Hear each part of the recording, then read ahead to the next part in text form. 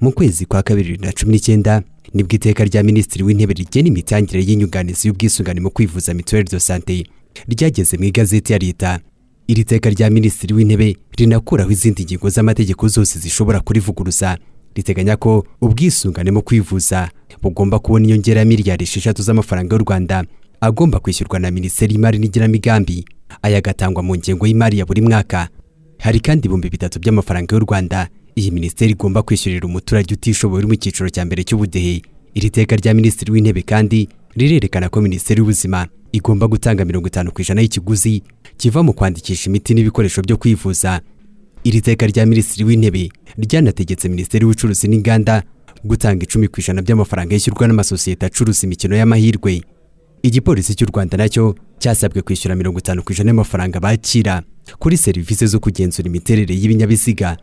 Uru rwego runashinzwe umutekano kandi rwanasabwe kwishyura 10% by'amafaranga acibwa abatwara ibinyabiziga bica amategeko y'umuhanda.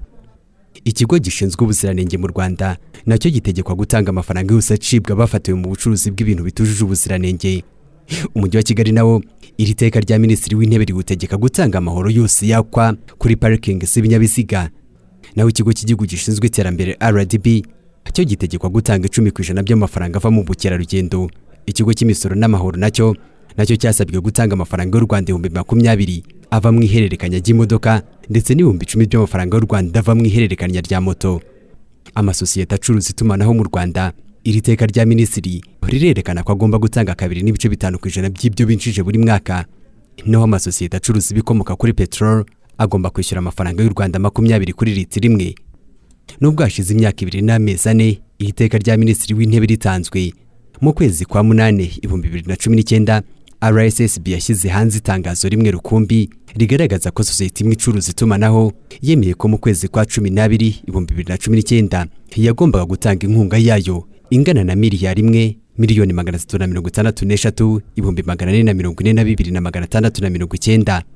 Uru rwego rwanashinzwe kugenzura imitangire y'inkunga yunganira ubwisungane mu kwivuza rwatubwiye ko kugeza amagingo rutaramenya imibare nyakuri y'inzego zatanze imisanzu yunganira ubwisungane mu kwivuza.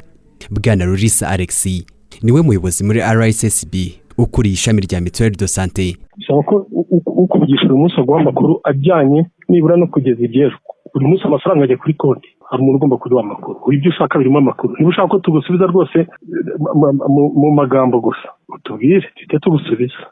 Harimo imibare nibwo byaba ari byiza. Sawa. Nyuma y'ibi bisobanuro mu zindi ncuro zose twagerageje kumuvugisha tugira ngo tumubaze nimba yagombaga kwaka iyi mibare yayimuhaye ntiyigeze adusubiza. Gusa iri teka rya Minisitiri w'Intebe rirerekana ko urwego rudatanga uyu musanzu rugomba guhabwa ibihano bikomeye birimo kwishyura uwo musanzu ariko hakiyongeraho inyungu iri hagati ya 20% na 200%.